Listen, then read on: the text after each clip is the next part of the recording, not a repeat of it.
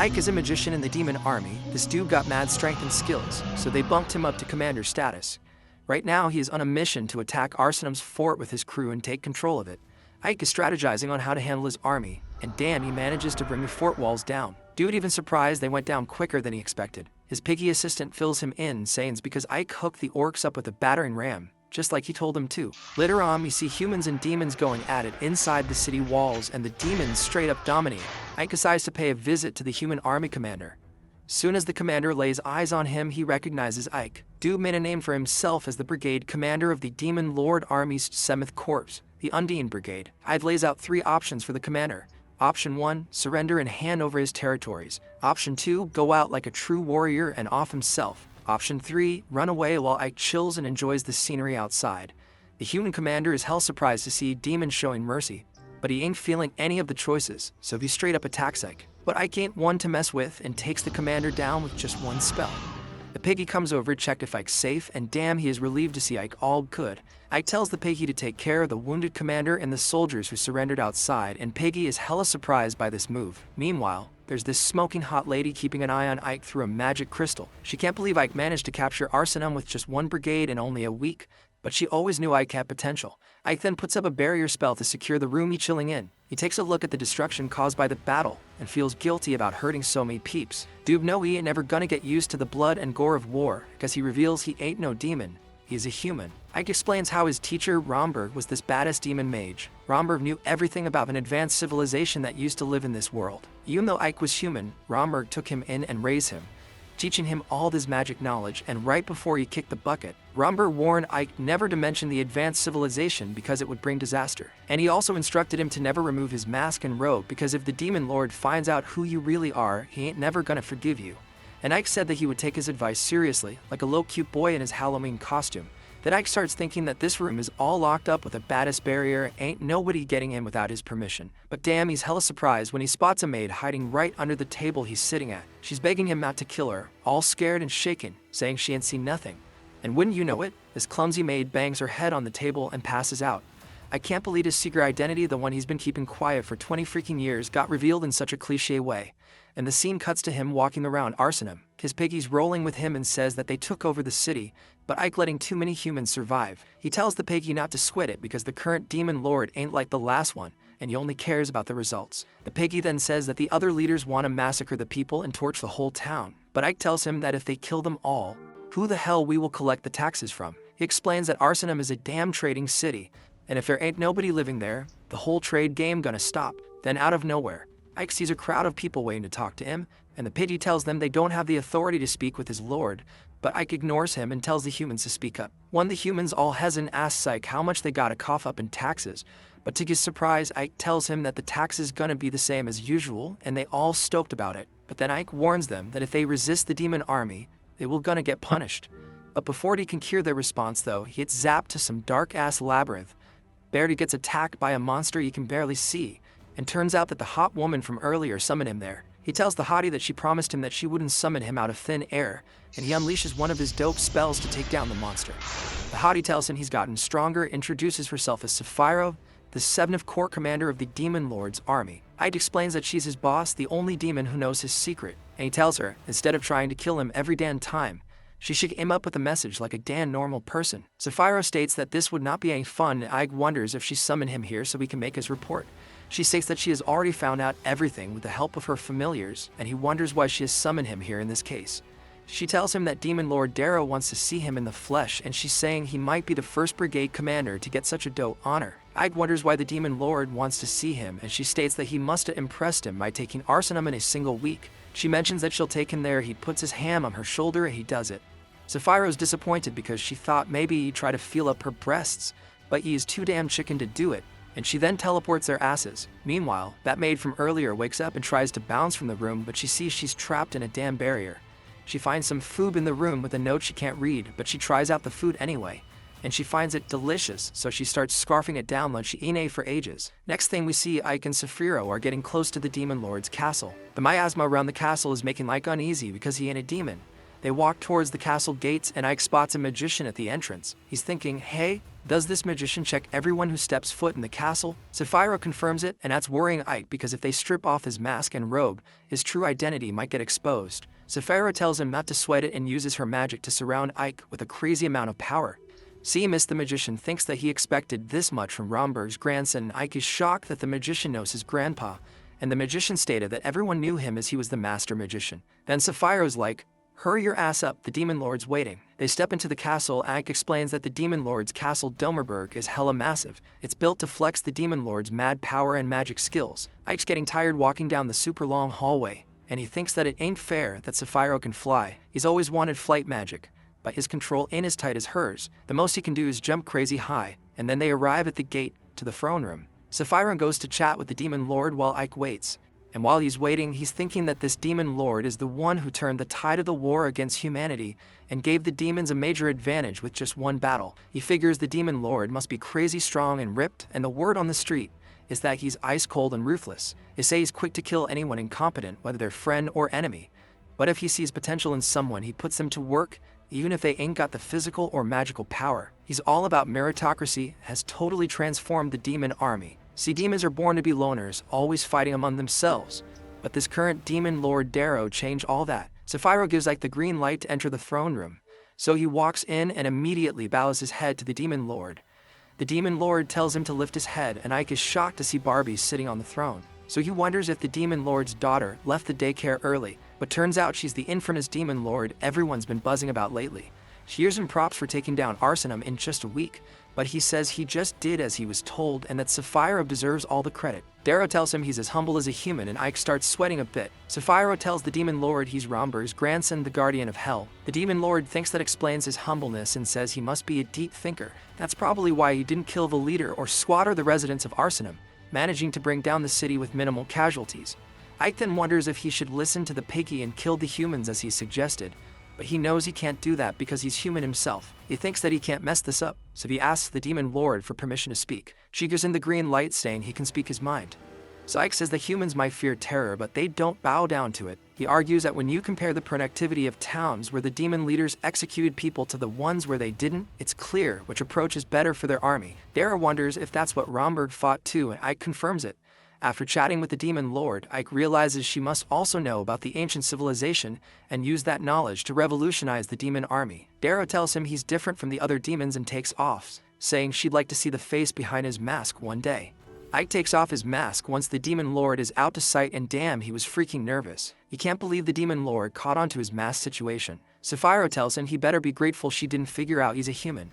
She mentions that the Demon Lord gave him a reward, but it feels more like a punishment. The scene switches to Ike returning to the room where he set up a barrier. He notices the maid knocked out after chewing down the food he left for her. He wakes her up and she starts apologizing and begging for mercy again. He tells her to chill because he ain't gonna offer, and he asks for her name. She introduces herself as 13 and he thinks her name's pretty weird. She explains that she's his slave and are always called by a number, but her mom named her Seti. Ike realizes he can't just let her go now that she knows his human secret. She sticks to him like glue and promises to keep it forever. Ike believes her and declares she's gonna be his maid from now on, and she's thrilled to hear that. The scene cuts to Ike in Avalius, and we find out he's become the ruler of this city. He remembers that's the reward Sapphira mentioned. She told him Avalius is farther south than Arsenum, and it's gonna be on the front lines of the war. It may be a small town, but it's vital for the demon army. His mission is to protect it and bring in double the tax money. I can't believe he has to double the taxes smack in the middle of a freaking war, and he thinks that this is the front line, the humans can attack them at any time. He tells Piggy he gotta fix the walls first and asks how long it'll take. Piggy says it'll be 6 months, but Ike knows they don't have that kind of time. He wonders what the hell they should do and gets an idea. He tells Piggy they're gonna fix the walls in 1 month. Piggy thinks it's impossible, but Ike says they ain't only using human power. The next thing we see, both humans and demons are working together to repair the walls. Piggy's shocked to see the two races getting along and working in harmony. He thinks that Ike is really a damn genius, and he explains that he divided the work into 8-hour shifts so that they can work around the clock, and he also paid the workers to increase their morale. Ike uses his magic to help with the repairs, and Piggy thinks that his life gonna be set if he follows him. He reckons Ike might even become the next demon lord someday. The war between humans and demons keeps on raging, and right now the demons got the upper hand, which got Darrow feeling pretty damn good. But their intel shows that the humans are about to team up with the neighboring kingdom, and if they do, it could flip the whole damn war around. So Darrow decides to put their trust in Ike to lead a successful attack. Meanwhile, in the human kingdom, the badass knight known as White Rose Alistair gets summoned to help reclaim Avalias. They can't afford to lose another stronghold, so she's got to step up. And once she gets her mission, she bounces to handle it. At the same time, Ike and Sadie are on a mission of their own in the kingdom, but Sadie gets caught up in some shady game. This dude tells her all she gotta do is guess which cup the ball is under. If she's right, he'll double whatever cash she throws down. Sadie makes her choice, and the dude tells her to place her bet. But Sadie ain't got no money to bet with because Ike doesn't trust her with the finances. His con artist gets pissed that she wasted his time, then he takes a second look at Sadie and says she can pay him off another way if she loses. Right then, all the cups start floating in the air, and it turns out the damn ball was never under any of them. Now all the other suckers who lost money to the dude get straight up furious and start threatening him to get their cash back. In the middle of the chaos, Ike pulls Sadie away and reminds her that she's supposed to stick by his side as his maid. Sadie apologizes, saying she was just curious. Then she notices Ike's rocking a new outfit, and Ike explains they're on a mission to spy on the enemy, so they can't be walking around in their demon disguise. They start strolling through town, and as they do, they spot a whole platoon of soldiers marching through the streets. That's all Ike needed to see to confirm that the kingdom is really making that alliance. They've made these alliances before, and each time it ended up kicking the demon lord's ass and pushing the army back to the castle. Sadie's worried the demon army might get defeated again because of this alliance, but Ike expects for her to be rooting for the demons to fall since she's basically a damn prisoner right now. Sadie breaks it down for Ike, saying her old lady was a slave in human society. She knows that means she'll always be treated like a damn slave herself and end up like the broke-ass kids over there. But Ike reassures her, saying the demon army they have now is the strongest and smartest it's ever been. They ain't gonna let nobody take them down easily. As they keep strolling down the street, Ike hears someone shouting at them to halt. He turns around and sees it's the con artist trying to start some shit. Dude's mad because Ike messed up his damn scam, so he rolls up with this big dude thinking he can rob Ike to get even. Ike looks around and sees there ain't nobody nearby, so he decides it's time to teach this con artist a little lesson. In a flash, Ike casts a spell to freeze the big guy's legs and points a bunch of icicles at the con artist. The con artist demands that Ike unfreeze his boy so he can keep robbing him, but Ike ain't playing around. He stabs the dude in the shoulder to show he ain't afraid to hurt him if he don't cooperate. Finally, the dude realizes he's screwed and agrees to spill everything he wants to know. So Ike asks him what the deal is with all the soldiers in town because they all seem to be in a mad hurry. At first, the dude claims he don't know jack shit, but Ike threatens to straight up end him immediately. That's when the con artist starts spilling about the Alliance and how the Rosaria army wants to rack up some war points for themselves before the Alliance steps in. Ike guess why they want to do that because more kills means more respect at the strategy meetings. But if they fail their mission, it's gonna screw Rosaria over big time. Ike pieces together where they planning to launch their attack, and the con man tells him that there's only one spot they could be aiming for, Avalias. Word is Avalia's got a massive hole in its walls, so it's gotta be an easy target. Ike's got a solid grip on the situation now. And since the con man spilled some useful info, he lets him be, but he doesn't mention nothing about unfreezing his ass. Once they make it back to Ike's office, he sits at his desk to finish up some paperwork, and Sadie brings him some tea to help him unwind. Just then, this demon chick bursts into the room and demands to know where the hell Ike's been for the past few hours because she's been damn worried. Ike keeps his cool and says he was busy scoping out the kingdom of Rosaria, but his reasonable answer don't satisfy her, so she starts going after Sadie, questioning why Ike's rolling with a human by his side. Sadie introduces herself as Ike's maid, but this girl straight up dismisses her and casually calls her an ugly slave. Then she has the nerve to offer to be Ike's maid instead. Sadie's had enough at this point, so she tells the girl to back the hell off because Ike's too tired to be dealing with hoes right now. And that sets off a long-ass argument between the two, accusing each other of trying to seduce Ike. Ike's smart enough to stay the hell out to that mess. Meanwhile, the Rosaria's army has gathered outside of Avalias and they're getting ready to attack. They notice there ain't many guards near the walls, which seems odd, but they figure it's because the humans are short on manpower to defend their turf. They let Alistair know they're all set for the attack and ready to unleash hell when she gives the order. So Alistair gives the order to fire, but as soon as she does, a bunch of skeleton soldiers pop up out of nowhere and surround Alistair's forces. The humans think they can handle some damn skeletons because they got siege gear and all. But out of the blue, one of the soldiers gets blasted by a shot and everything goes to shit for humans. Alistair sees they ain't got no chance of winning this battle no more, so she calls for an immediate retreat. Ike and the piggy Gyrum are watching the whole thing from the top of the wall, and they give props to Alistair for making the smart move to retreat, but let's be real, the only reason they had a shot was because of Ike's recon mission earlier. But while they're busy watching, an assassin sneaks up behind Ike and shoots an arrow straight into his back. Dude falls to the ground and passes the hell out. Meanwhile, the general just got word that Alistair had to retreat because of some unexpected shit. The soldier tries to explain that the demon army set up an ambush in advance, but the general ain't having it. He orders Alistair to get locked up for losing. The soldier realizes that's a dumbass move, so he tries to explain that Alistair is one of the baddest commanders in the kingdom. He's saying that throwing her ass in jail for one loss is gonna mess up the soldiers' morale and screw up their future battles. But the general don't give a damn and insists on punishing Alistair for failing the mission he sent her on. Back at Avalia's, Ike wakes up in bed after healing up from his wound, but he finds Sapphiro sleeping next to him, so he's got a bunch of questions to ask. First off, he wants to know why the hell she's in bed with him, but she dodges the question and says she saved his life. But something about the way she says it sounds real sketchy. Eventually, Ike gets her to drop the act and tell him what the hell happened because he don't remember shit. So she spills that she healed him after he got shot in the back with that damn arrow. It was a nasty injury, but thanks to her healing, there ain't even gonna be a scar left by now. Moving on, Sapphiro mentions that the reports say not a single human got killed in the attack. She knows Ike ain't into killing folks when ain't necessary, but if he keeps acting this way, he's gonna raise the suspicion of the Demon Lord again. Ike gets where Sapphiro is coming from, but he's trying to find a way for humans and demons to live peacefully without all this pointless killing, so needless killing would only be opposite of his plans. Sapphiro respects Ike's dedication to bringing peace between the races, so she drops the subject for now and tells him to stay put and get some rest, because he's still just a human after all. Once she's gone, Ike takes a good look at the arrow that was used to shoot him. Based on what he's been told, he got shot from behind, which means either someone had to sneak into the castle to get to him or it was a betrayal from someone close to him. Right then, Ike hears a knock at the door, so he throws on his skeleton mask, just as Sadie and Lilith walk in to check up on him. They were both worried about Ike, but they're still arguing over who gets to seduce him. Lilith tells Sadie to back off and then smugbles up against Ike's arm. But Sadie ain't having it, she wants to get close to Ike too. So they start another fight, but luckily, Jaren steps in and saves the day. He grabs Lilith and tosses her out of the room and locking the damn door. Lilith starts banging on the door, begging to be let back in, but Jaren knows she's seriously getting on Ike's nerves, so he keeps her ass out.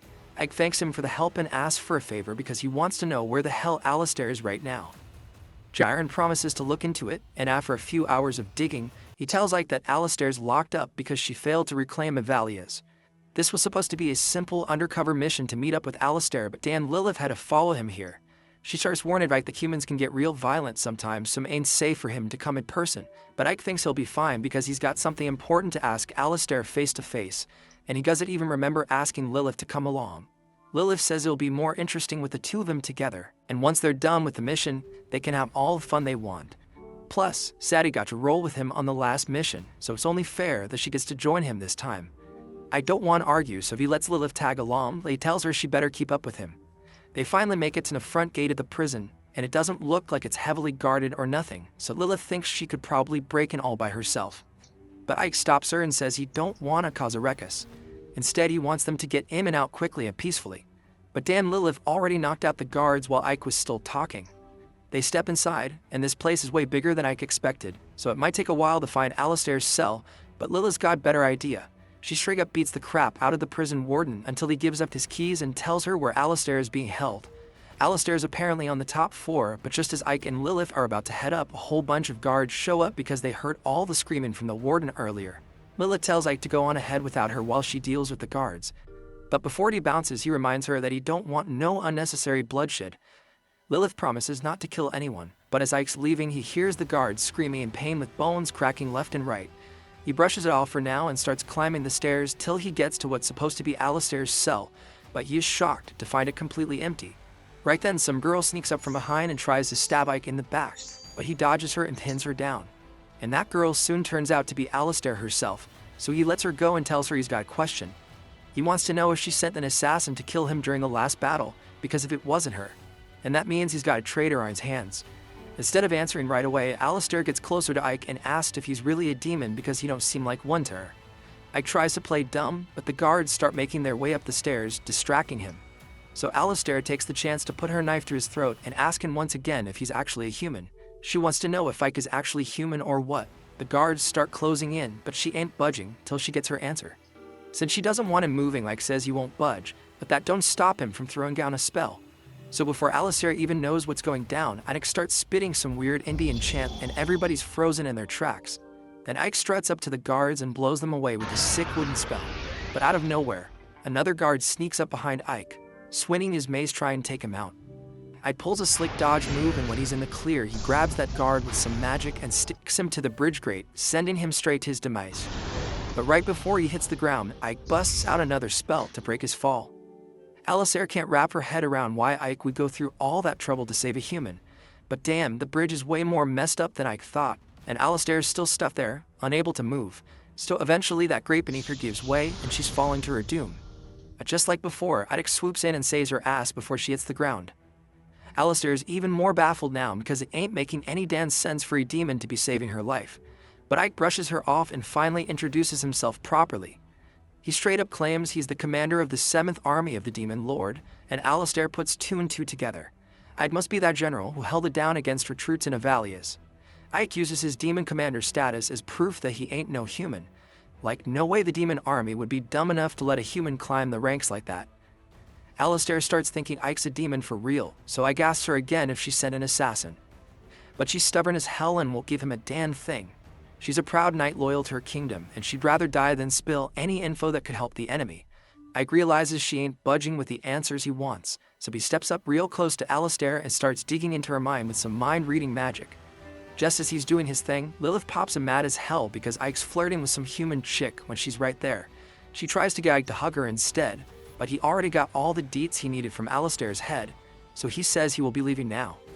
As Ike and Lilith bounce, Alistair shouts out and asks why Ike went through all that trouble breaking into the prison if he was just gonna peace out peacefully. Ike straight up tells her he ain't got no reason to stick around no more because he knows Alistair had nothing to do with the assassination. And while he was digging into her mind, he caught a glimpse of a couple of her thoughts. So Ike tells Alistair she shouldn't beat herself up over losing the battle for Ivalias. It's all good for a commander like her to learn from her mistakes and keep moving forward. After that, he tells Lilith to get ready to bounce, but she suggests they find a private spot and have a little fun first. But Ike shuts her down quick and opens a portal to teleport them back to the castle. And once they vanish, Alistair's left with a whole lot of questions about what the hell just went down. Back at the house, Ike gets greeted by Sadie as he rolls in. He tells her he's got a present for her. Sadie's curious and goes over to him, and Ike pours a bag of rice into her hand. Sadie's never seen rice before, so she ain't got a clue what it is. Ike tells her he found it in the capital city of Lazas, and that it'll boost the productivity of Valias. Sadie got ordered to find a way to double the tax revenue for the town. So while Valias already pumps out a bunch of wheat, if they switch to growing rice, it can crank up the productivity of the whole damn place. Sadie doesn't know what the hell productivity means, so Ike takes it upon himself to break it down. He tells her it means they can grow a whole lot of rice compared to wheat, and that means they won't need as many farmers to work on the fields, and those folks can do other stuff at their time. So overall, the productivity of a valley is going to keep rising and eventually make them rich. Ike asks if Sadie gets what he just said, but her brain's still trying to process the whole productivity thing, so Ike's economics lesson was a total waste. He simplifies it and says it means people gonna have plenty of food to eat, and he gonna be stacking up that tax money in the process. Sadie finally gets what Ike's saying, so to get things rolling, he wants her to whip up something with the rice. Sadie ain't never cooked rice before, so she asks Ike what she's meant to do with it. But damn, even Ike doesn't know because he ain't never seen rice either. Sadie's shocked that there's stuff even Ike doesn't know, but she is still clueless about what to do with the rice. All Ike knows is that you gotta go from low to high and never take off the lid even if the baby crying.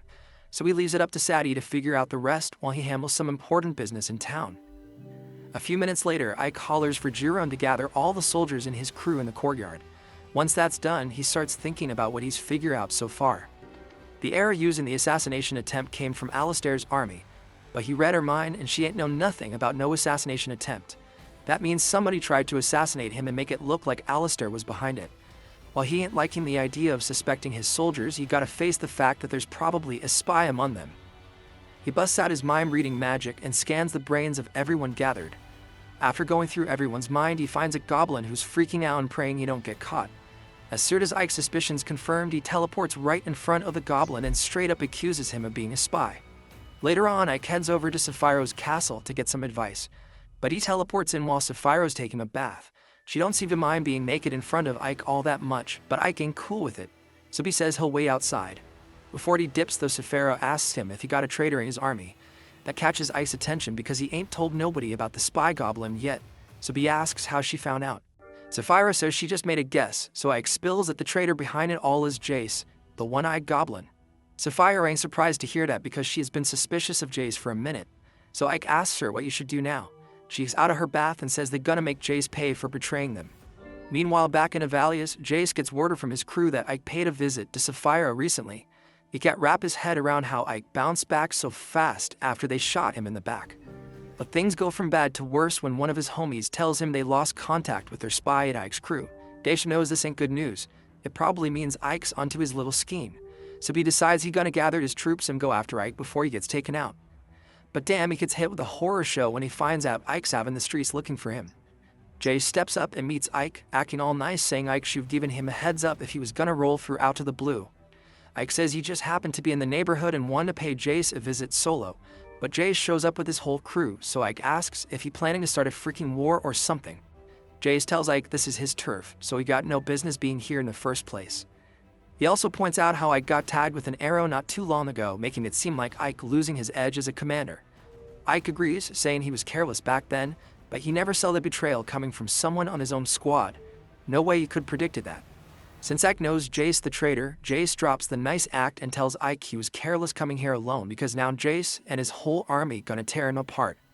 Ike's actually glad to hear that Jace brought his whole army because now he can just blow them all up at once. Jace looks up in the sky and sees a bunch of massive meteors raining down.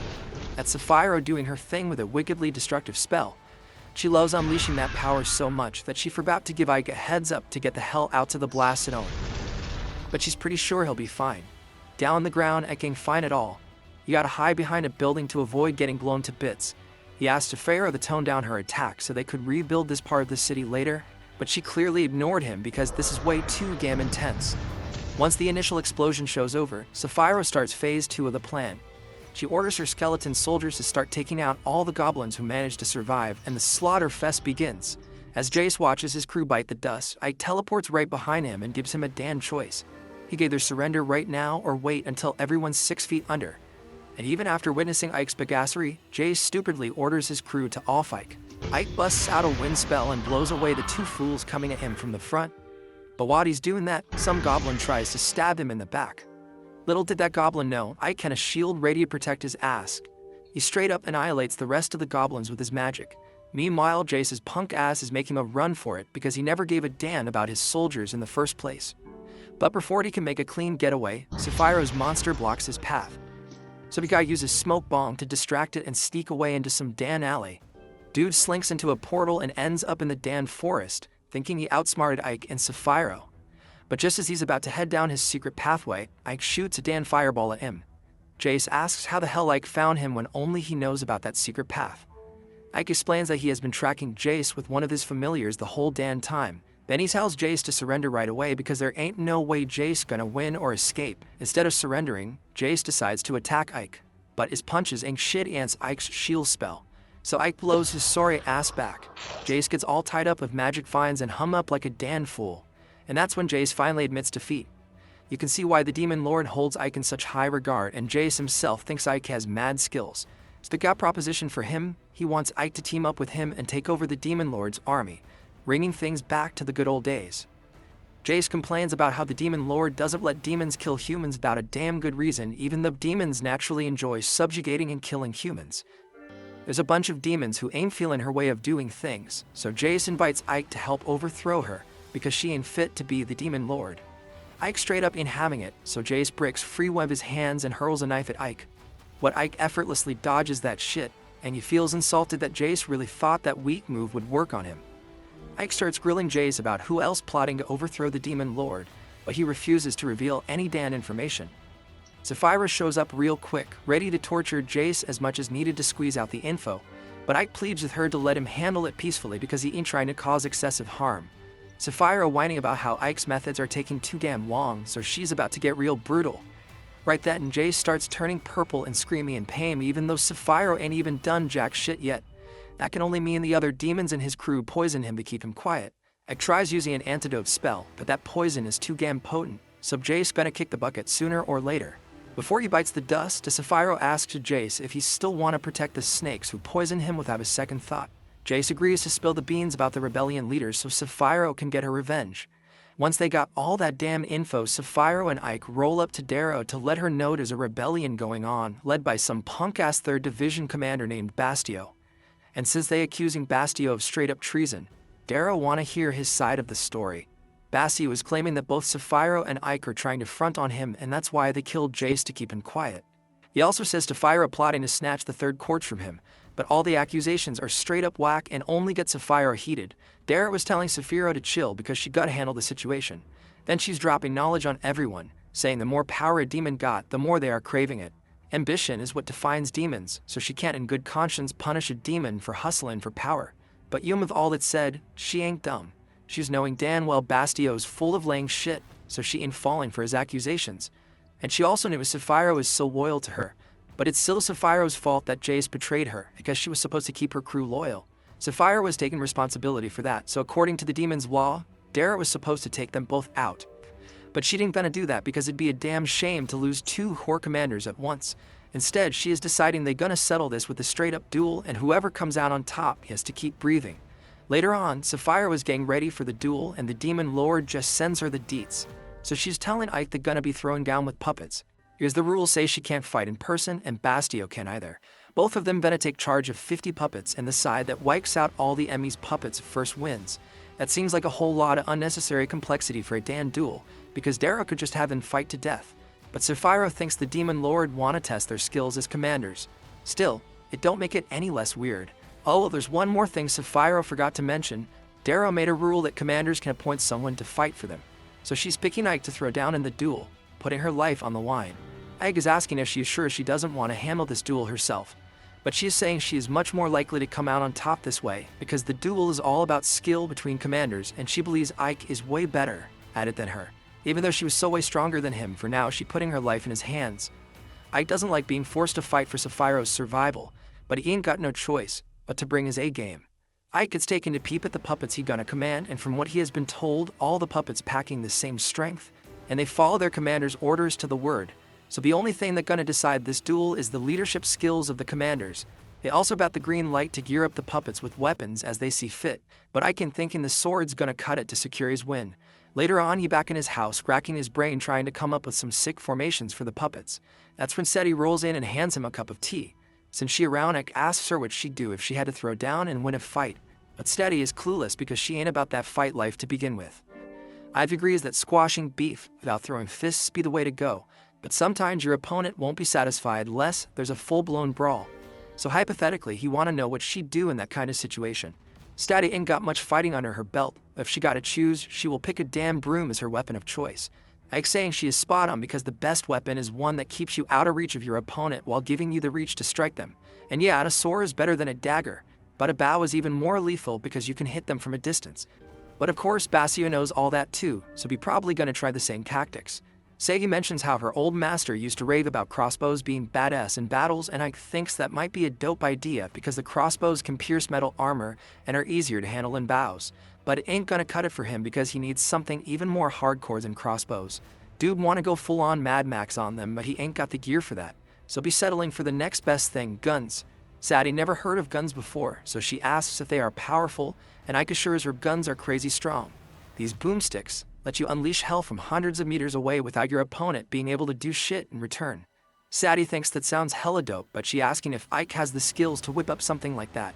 He may not be able to pull it off solo, but he already has a plan in mind. He's saying Sapphiro is a badass alchemist, so he's sure she's gonna whip up the guns in no time. But when he goes to ask her, Sapphiro straight up shuts him down. She's good at making stuff, but she can't create something she ain't never seen before. Ike tries explaining it's just an iron tube with gunpowder to launch a bullet, but Sapphiro ignores him and starts to ask him to join her for a hot swim. Meanwhile, words just drop to Bastio, like taking Sapphiro's spot as commander.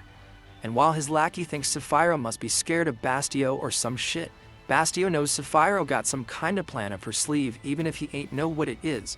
But for now, he letting his lackey know he is damn impressed with the sword that got made.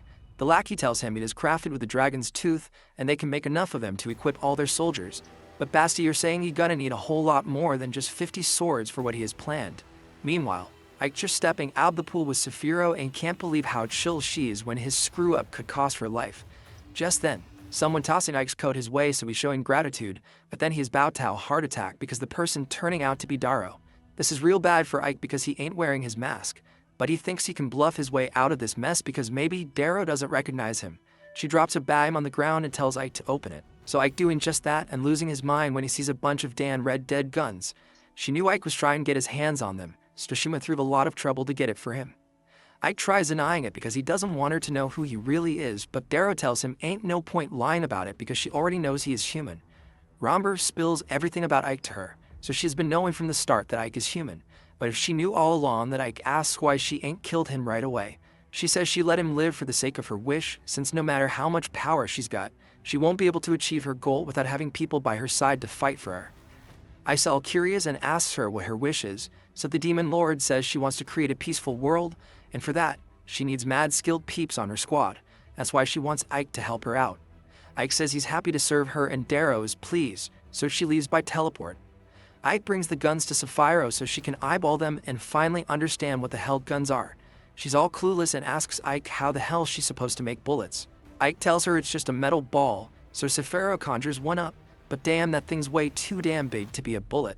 Ike schools her and says it needs to be small enough to fit inside the gun barrel. So Sapphiro catches on, although she ain't thrilled because making small stuff gives her wicked acne. Out of nowhere is a massive freaking explosion, but Sapphiro ain't sense no magic. Ike breaks it down and says it's probably because of the gunpowder they were messing with. Fiorentina steps up and tells Ike she whipped up the powder he asked for. So Ike asks Sapphiro if she's done with the bullets, and this time they're on point. Now he wants her to crank out about 500 more of them.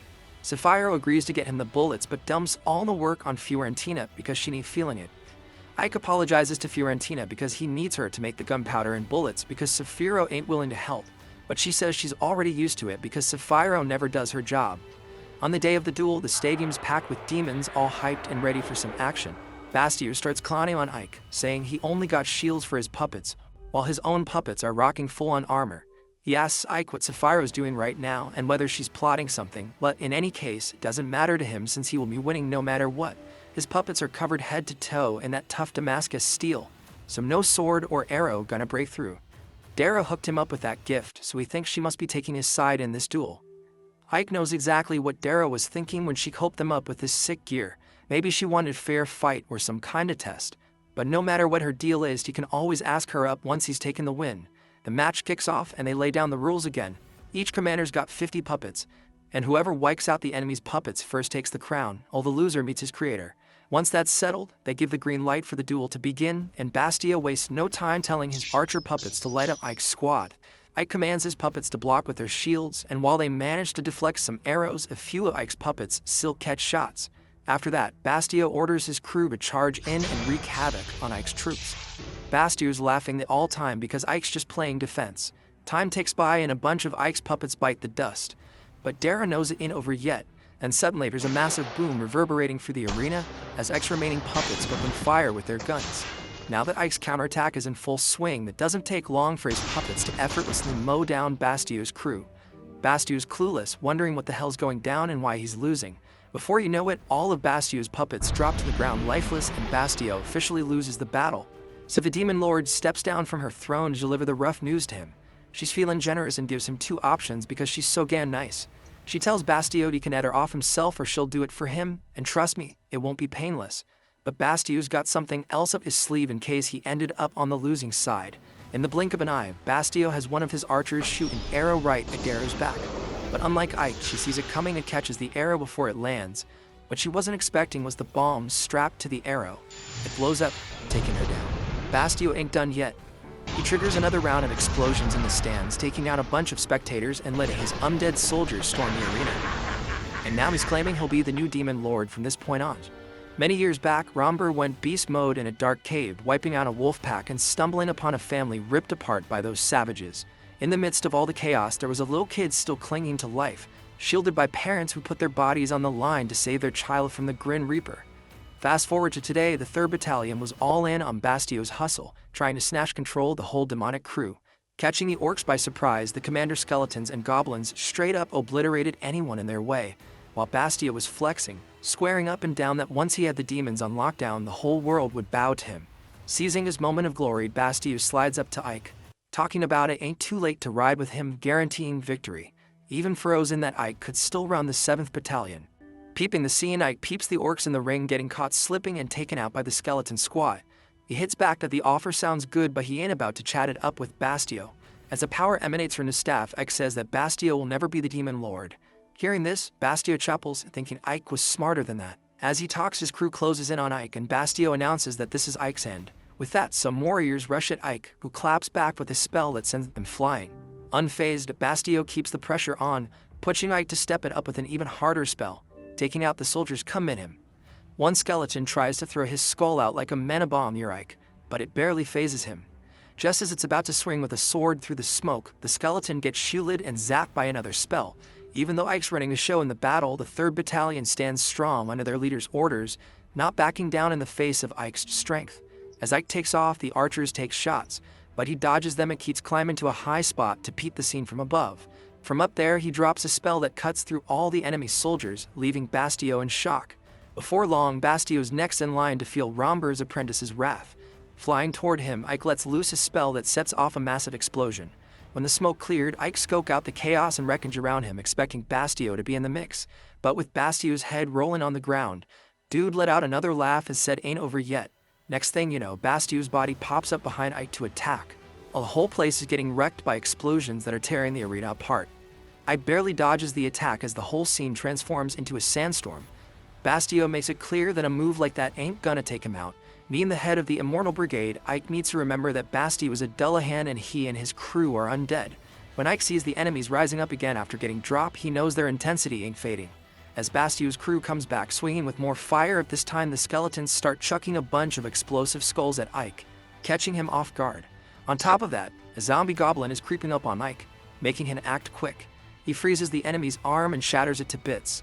Then he freezes time and takes out the nearest enemies, but they keep coming. According to Bastio, his troops are endless, and no matter how strong the sorcerer Ike is, all magic's gonna run dry at some point. So it's just a matter of time before Bastio claims the win, which sucks because Bastio would have digged having a player like Ike on his team. And just when things couldn't get worse, the orc archer who took a shot at Darrow takes another shot.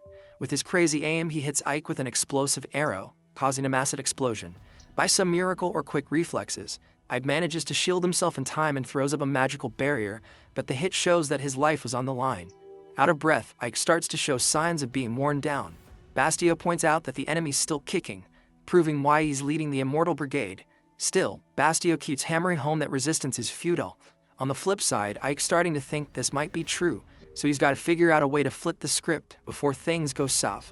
Checking out his surroundings, Ike clocked that the undead were basically walking corpses and his dark magic wasn't cutting it against them. But the fact they weren't alive sparked an idea in Ike's mind. Meanwhile, Bastio thought the enemy's chill vibe meant they were surrendering, but he seized the moment to order another attack from his troops, which they launched pronto. Ike hit back with a dazzling spell that wiped out the attackers, the light spreading across the battlefield and doing the same to the remaining foes. Bastio, caught off guard by this move, was left speechless. His archer lackey was gearing up for another shot, but got his arm chopped off, stopping him in his momentum. It was Sapphiro, settling the score with the orc by blowing him sky high. Not only that, she brought in more troops to take on the 3rd Battalion, including demons under her command who were tearing it up, wrecking the opponents and umming the battlefield. Likewise, Juron led the Goblin battalions, while Lilith used her unique and hot techniques to take down their enemies. And after charming her way through the monsters, she announced she was coming for Ike next. In the meantime, Sapphiro reached Ike first, letting him know the situation was in hand. Practically defeated, Bastio curses the name of Sapphiro, but Darrow, who was watching from the shadows, reminded him that his real rival was Ike. As she approached him, she gave him a shot at redemption by offering a one-on-one showdown with Ike. If he won, Bastio would keep breathing. Bastio grabbed that chance, swearing to tear Ike apart. Without any frills, the two clashed, kicking up a storm of dust. Bastio kept swinging his sword, while Ike held his ground with his magical shield.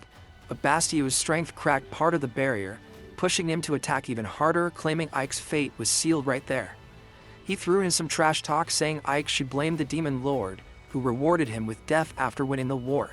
To finish the fight, Bastio unleashed dark magic at Ike, who fought back with another bright spell that wiped out the undead troops. This time, the light swallowed up Bastio's dark beam, even taking his hand with it. Peeping the brawl closely, Sapphiro's mind is blown because she didn't know when I picked up white magic. Weirdly, she peeps that the Demon Lord ain't even fazed by this. Bastio, all bay-headed, charges at his rival once more, who's now rocking white magic, the secret sauce for winning. Back in the day, young Ike was staring sadly at a wilted flower. His mentor Romber then hits him up to join the magic lessons for the day. Showing mad talent from the jump, Ike stays training at these lessons, part of his daily routine with the Guardian of Hell. Later on, Ike asks if there's a spell to bring a dried-up flower back to life. The old teacher breaks it down that white magic's the key to that move. Without skipping a beat, Ike asks to learn this magic. But Romber drops the truth that Ike's a demon now, so he should be about curses, not that white magic life. See, using that would raise some eyebrows because white magic's all about love and caring for others, straight from the heart.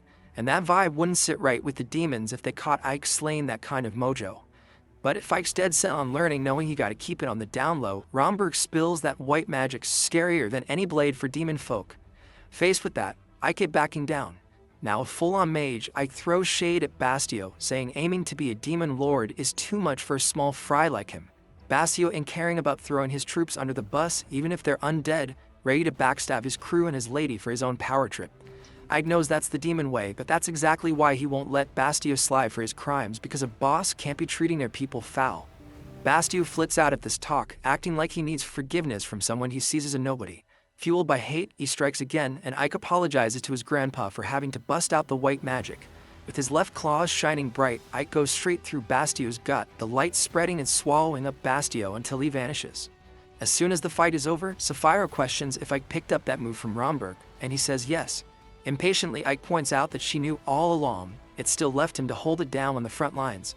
Sapphiro laughs it off, saying that despite that, Ike still came out on top. But now Darrow's in a bind because there ain't no one to lead the 3rd Battalion. So she passes the baton to Ike, letting him know of her call as she dips out. Lilith and Fiorentina show up to hype up the leader's win and survival, even though Lilith's burning up with envy over Gyron showing Ike love. Later on, Sapphiro steps to Darrow for yanking her second-in-command from her squad. As Ike's boss, she figured she'd be the one calling the shots for the crew. Darrow's thrown off by Sapphiro's negative reaction, thinking she'd be cool with the move. But following Sapphiro's logic, Darrow's the top dog over both, so she got the final word on any call. But the Darrow brings Ike in to lay down his thoughts and make his own call. After the sit-down with Darrow, Sapphiro schools Ike for spilling that he's human to the Lord, but gets even more heated seeing the dude ain't even sweating about it. Just a bit ago, Ike had mentioned to the Lord that people are starting to get used to the new Ivalias. At first, demons and humans didn't know how to kick it together, but that's been changing slowly to the point where all races are living in sync, hustling together for the greater good and progress of the hood, something that was unheard of before.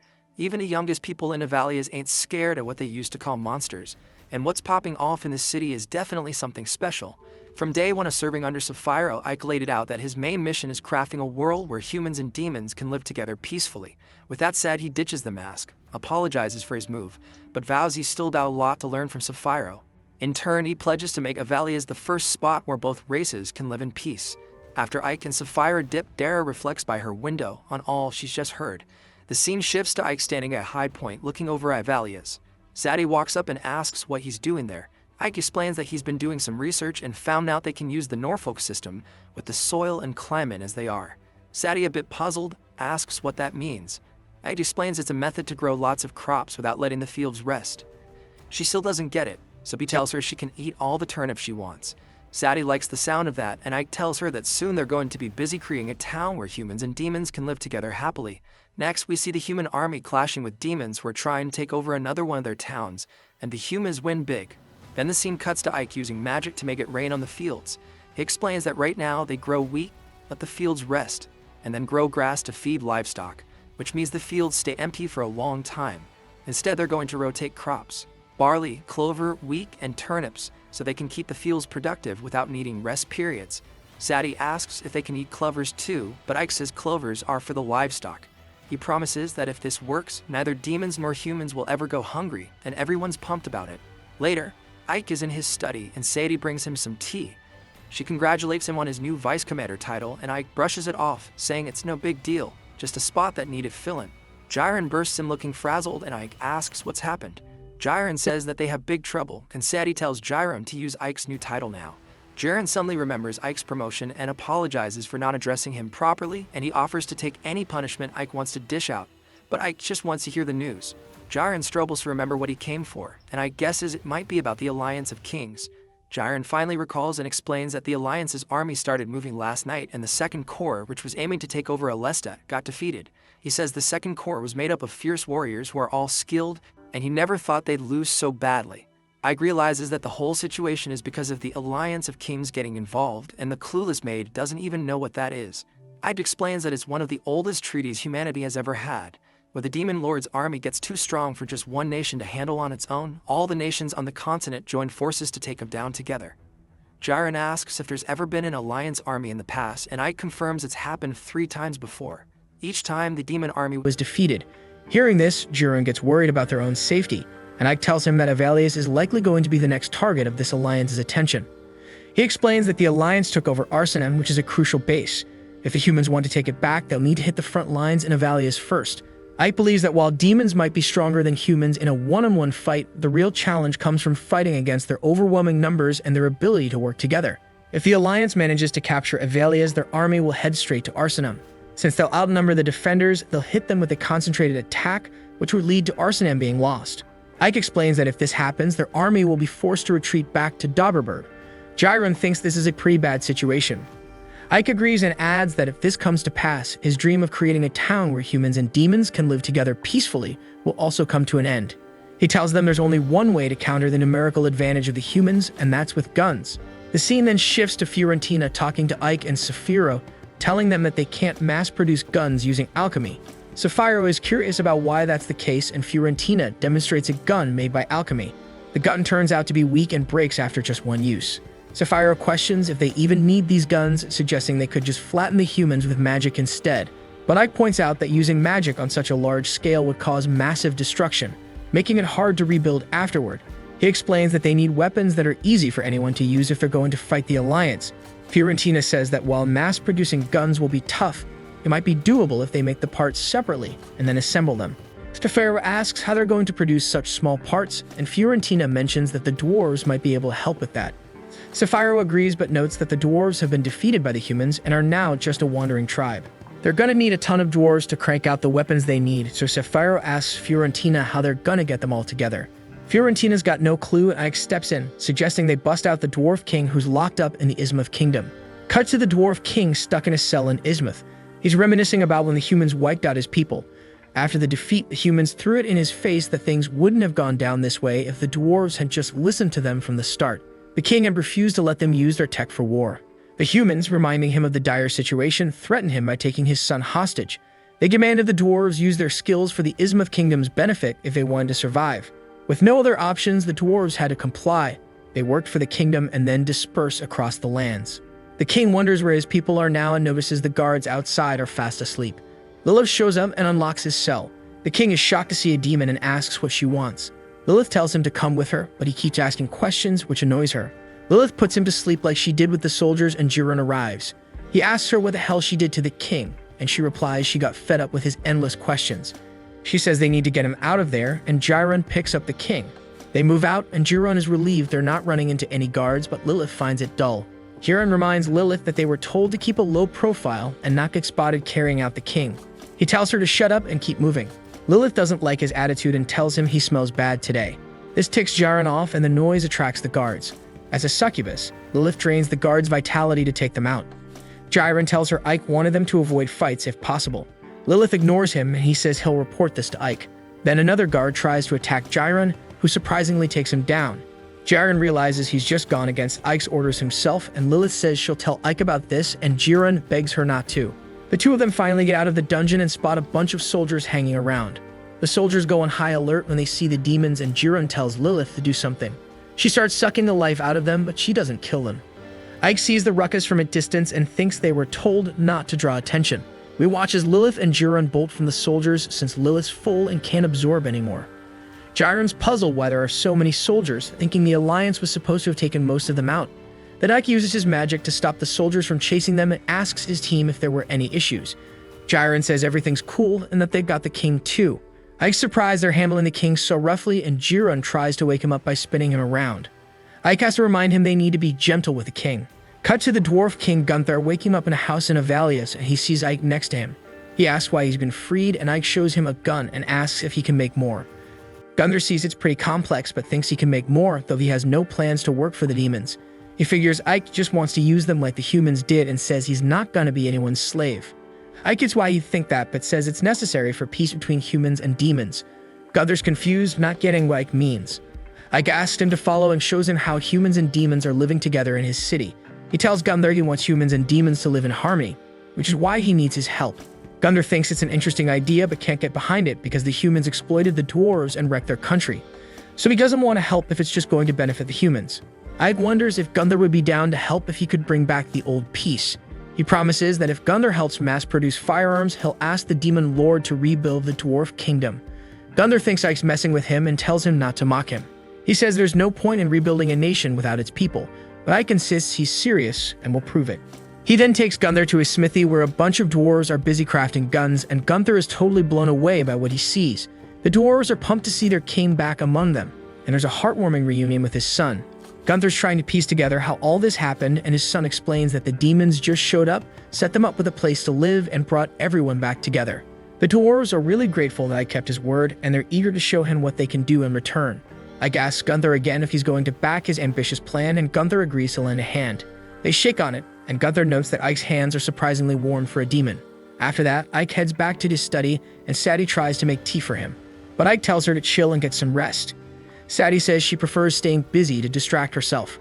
Ike suggests she could read some books if she's looking for something to do, and Sadie admits she can't read. Ike thinks being able to read is super important and says he'll teach her when he has some free time. Just as they're having a quiet moment, the succubus storms in, and seeing them close together, asks the maid if she's trying to seduce Ike again. The maid calmly replies that she's just helping her master, but they start bickering about it. Ike tries to calm them down, and Jiren rushes in, saying there's trouble. We see that the allied nation's army has gathered outside of Valias. One of the soldiers tells the general that the dwarf king was freed by the demons, and the general isn't worried, saying that old man isn't going to be of any use to the demons. Another soldier then arrives, and the general asks him how many troops are currently stationed in Avalias.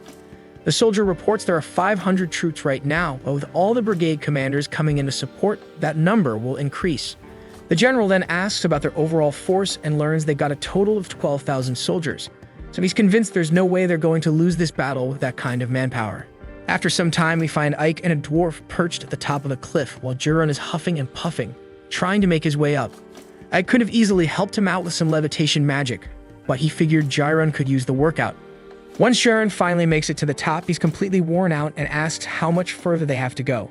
Thankfully, it seems they've already reached their destination. The dwarf reassures him, saying their goal is really close by, you can even see it from here. So he leads Ike and Jiren to a cave filled with natural niter, which is perfect for making gunpowder. Back in town, the dwarves are bustling, hard at work crafting the guns needed for Ike's army, and they've already made quite a few. To test them out, Jiren calls over some goblins and instructs them to fire the targets. As they do, the wooden planks become riddled with holes. Pleased with the results, Jiren orders the goblins to keep practicing with the guns. Meanwhile, the troops are gathering in town. The troop leaders are having a meeting with Ike and Sephiroth to discuss their war plans. The ogre asks Ike how he managed to get the city wall rebuilt so quickly, when it should have taken at least twice as long. Ike explains that he had humans working alongside demons to speed up the process. He even paid the humans a decent wage for their work, which motivated them more than if they had been forced to do it. Just then, the gargoyle leader bursts through the roof with a dramatic crash. He's not too pleased about it, grumbling about how the room's too small for him. It's clearly built for humans and not for 10-foot-tall demons like him. After all, it's been a while since he's seen Ike, so he greets him with his new title of Vice Commander. Ike, however, isn't too concerned with the formalities and tells him it's really not necessary. With everyone finally gathered, Sephiroth kicks off the meeting. She's ready to make a big announcement. Ike is now in full command of all war operations. From this point forward, all troop leaders are required to follow his orders as he's their direct superior. There's a wave of respect in the room. After all, Ike earned a lot of admiration during his duel with Bastio. Every leader nods in agreement, ready to follow Ike's lead without question. The real challenge now is coming up with a strategy. The numbers are daunting. They have only 2,000 soldiers, while the enemy boasts a formidable 12,000. The Wolf Captain is optimistic, thinking that with their 6-to-1 odds, victory should be within reach. But Ike knows better. He points out that even if his wolf army is up to the challenge, there are still plenty of demons in their ranks who might struggle against such odds. Then the ogre proposes a daring plan, a night raid to catch the enemy off guard. But Ike quickly shoots this idea down. He's well aware that the enemy has mages among their forces, and a single detection spell could easily ruin any chance of a successful surprise attack. Instead, Ike decides to confront them on his own terms. He plans to let the human army make the first move. Their large numbers suggest they're brimming with confidence, and Ike wants to strip them of that arrogance. His goal is to make them falter and crumble, aiming to end the battle swiftly with minimal casualties on both sides. After the meeting wraps up, Sadie is busy cleaning up the mess caused by the hole in the roof, with Joran lending a hand. Meanwhile, Ike is engrossed in studying a map, contemplating the upcoming battle.